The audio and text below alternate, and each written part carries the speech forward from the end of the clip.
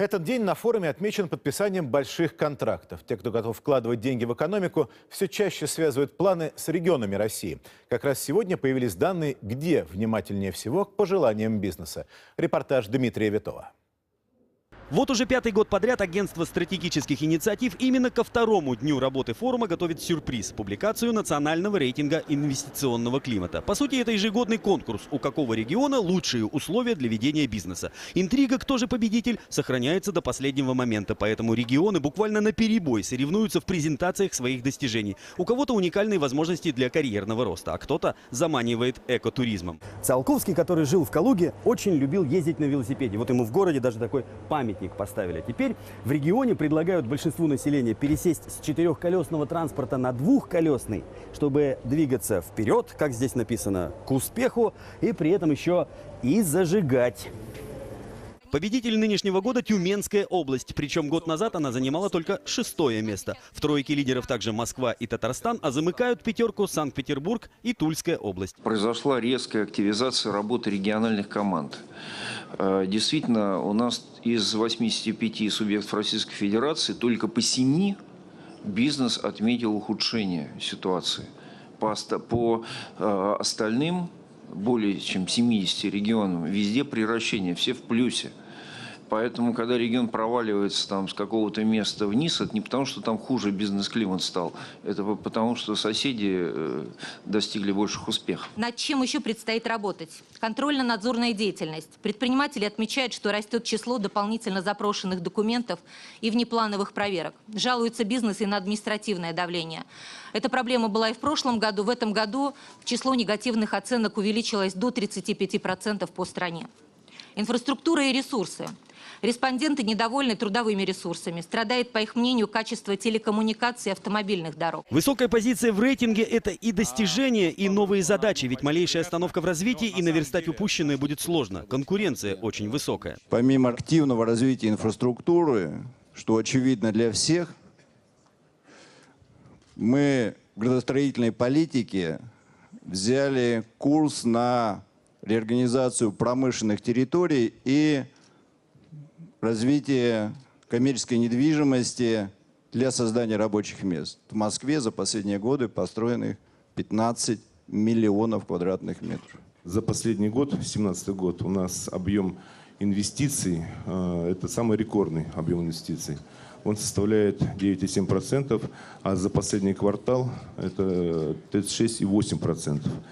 И, конечно же, мы все делаем для того, чтобы инвесторы к нам шли. Федеральное правительство при заключении контрактов между региональными промышленниками и крупными инвесторами готовы выступать посредником. Как, например, сегодня, во время подписания договоров о строительстве в Тульской области крупного химпредприятия и литейно-прокатного комплекса присутствовал глава Минпромторга Денис Мантуров. 2 контракта принесут области почти 2000 новых рабочих мест.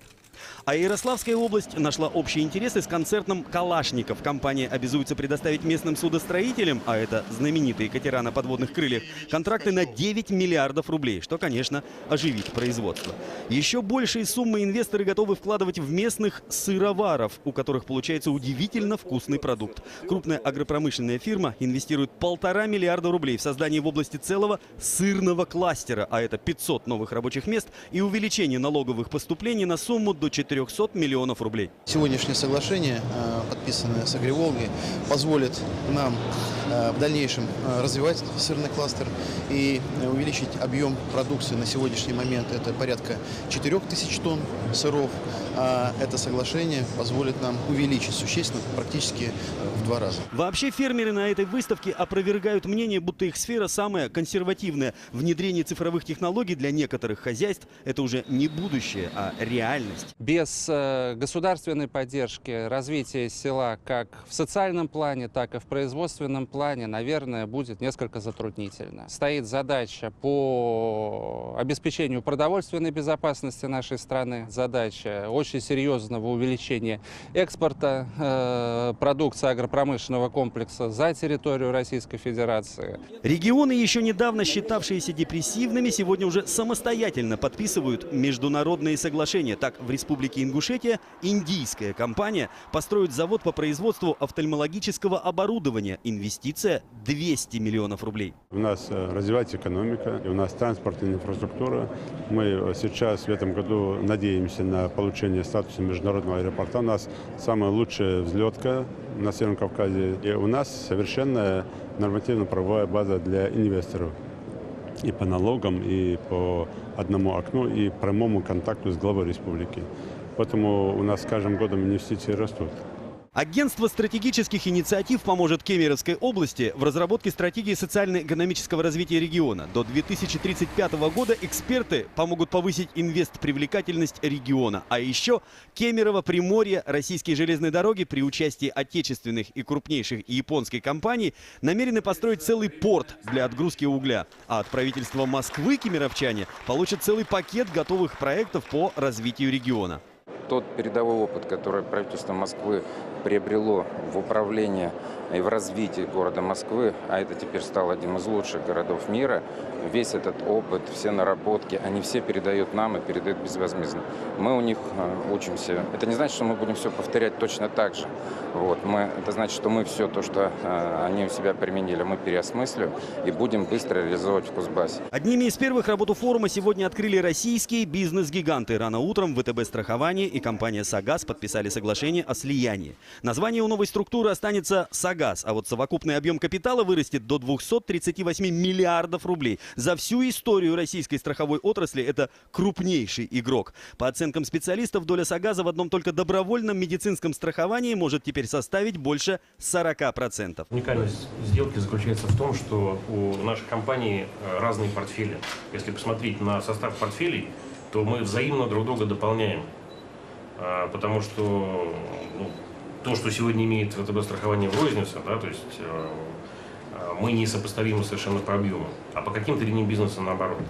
Поэтому клиент получает возможность полной страховой защиты на лучших условиях. Передовым опытом делится «Газпромнефть». Нефтяник в новом понимании уже не просто бурильщик или бульдозерист. Это и IT-администратор, и программист. Ведь прежде чем приступать к разведке и добыче нефти, здесь научились просчитывать риски на компьютере. Программа создает все возможные варианты поведения оборудования и даже недр земли. В области новых цифровых технологий, в области технологий индустрии 4.0 мы не просто способны, мы уже конкурируем и делаем это успешно. И мы все находимся в начале пути, на старте все равны. И я хочу сказать, что мы своевременно стартовали. Сейчас идет процесс трансформации нашей компании, компании «Газпромнефть», в цифровую нефтяную компанию. Мы уже реализовали десятки цифровых инициатив. Темп работы форума отражает и темп изменений современного мира. Технологий, систем управления, автоматизации. Сегодня передовым компаниям требуются уже не просто специалисты, пусть даже очень хорошие. Нужны профессионалы, диджитал-лидеры. Цифровую экономику без хороших кадров не пускает. И мы говорили много про кадры, про то, что нужно кардинально менять систему высшего, а порой и среднего образования, что нужно прекратить выпускать поток вот этих бесконечных менеджеров и юристов. А если посмотреть, там, сказать, зайти на любые сайты профильные по персоналу, по поиску, то первый топ будет это все IT. Это будут, как мы в простонародье говорим, компьютерщики, да, это будут там технологи, разработчики, аналитики. Специалист, способный не только организовать работу, четко поставить задачу, но и вдохновить, увлечь за собой. Вот каким видится уже сегодня завтрашний рабочий, инженер, администратор. В нынешнем году для многих инициативных молодых людей конкурс «Лидер России» неожиданно стал стартовой площадкой для карьерного роста. Победители уже занимают серьезные должности в госструктурах. Уже порядка 25% рабочих мест в организациях занимает новое поколение. А это люди, которые хотят интересных задач, хотят смыслов, не хотят работать в кабинетной системе. Но решить эти задачи можно только привлекая таланты. Поэтому и свою личную задачу, которую я получила от министра, это создание среды для того, чтобы молодое поколение хотела и стремилась попасть на государственную службу. Был сегодня еще один разговор, который до сих пор ни разу не поднимался на форуме. Обсуждали проблему острую, чувствительную и касающуюся всех качества жизни пожилых людей, создание системы долговременного ухода за инвалидами и достойных условий для неизлечимо больных. Паллиативная медицина. Разговор предложили организаторы хосписов и волонтеры, а поговорить пришли члены правительства, представители крупных научно-медицинских центров, фондов и общественных организаций. Ведь без совместных усилий общества, государства и бизнеса ее не решить. Обучать надо в нашей стране прежде всего коммуникации, прежде всего умению слышать и слушать и говорить с пациентом и его родственниками. Умению комплексно понимать, что в конце жизни человек сложнее, чем его физические симптомы. И в конце жизни мы не можем говорить исключительно о снятии симптомов. Мы должны пациента и его семью рассматривать как единое целое. Мне кажется, что самое трудное в этой теме – это изменить общественные отношения. Я надеюсь, что сегодняшний разговор – это часть того движения, которое сегодня все-таки в России возникает. Проекты в области медицины и образования представлены на форуме одни из самых передовых, хотя пока ограничиваются фармацевтикой, производством расходных материалов, но потенциал весьма существенный. В новом майском указе президента России на развитие этих направлений сделан особый акцент, так что ожидаем прорыва к следующему форуму. Дмитрий Витов, Сергей Шилов, Алена Германова, Алексей Карипанов, Ксения Угарова и Светлана Баркова. Первый канал, Санкт-Петербург.